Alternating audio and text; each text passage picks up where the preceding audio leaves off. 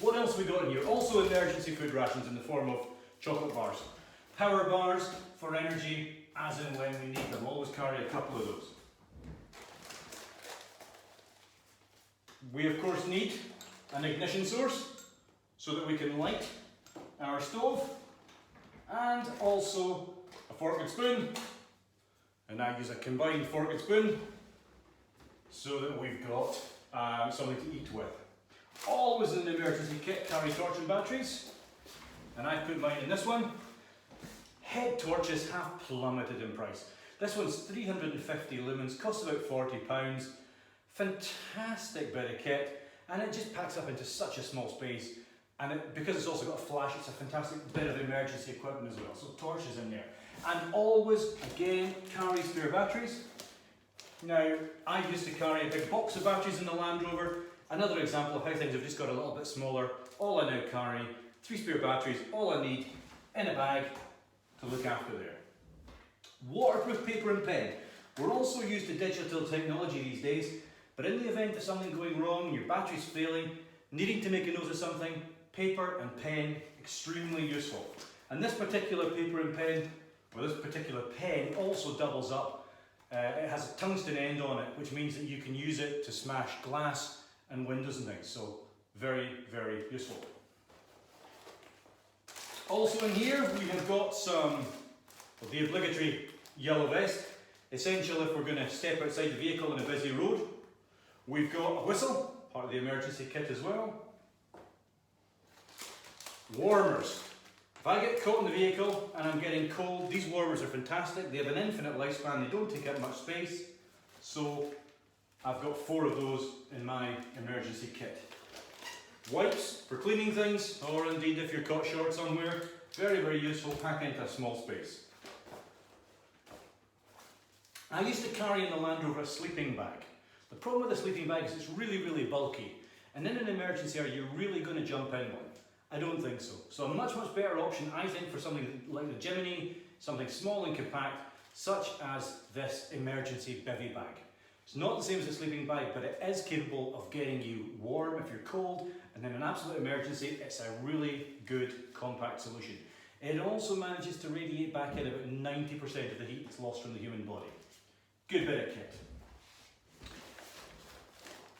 You might not think it's essential, but in Scotland, I believe it is.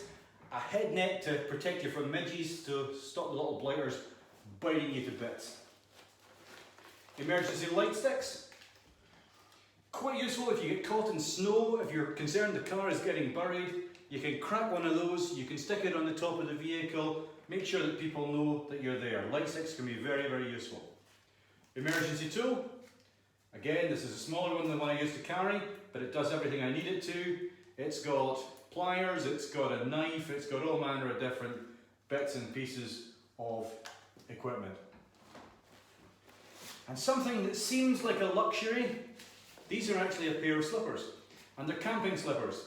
You'll buy them in camping shops, climbing shops, and at the end of the day when you've been wearing boots, they're fantastic. But in an emergency situation, if your feet get wet, they're also good. So I wouldn't go outside the vehicle in these, but if I had to get out in the snow and as a result of that my feet got wet, I can take off my wet shoes, take off my wet socks, and I have got an emergency pair of slippers that I can wear and allow my feet to get dry and make sure that I don't get even colder. Now I am sure that there are other things that you could think of that you might want to put in your emergency kit. This is my emergency Jimny kit. And I hope you'll agree, it's compact, but it's got everything in there that we need.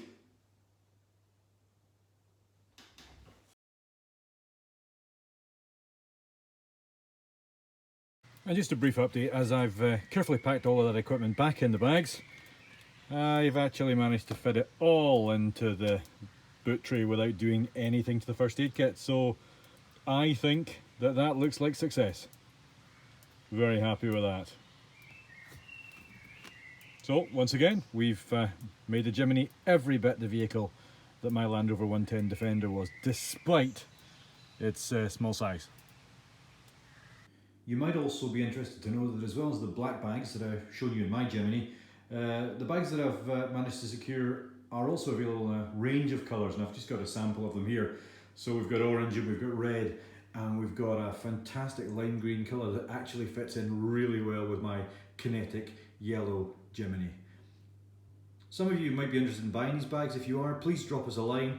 We've no plans to actually sell them yet, but they are really great, they're really versatile, and they're very useful in a number of the different limited spaces in the Jimny, including in the boot itself and in the spaces beside the seats. And I'll put some still images at the end of this video so you can have a look at that.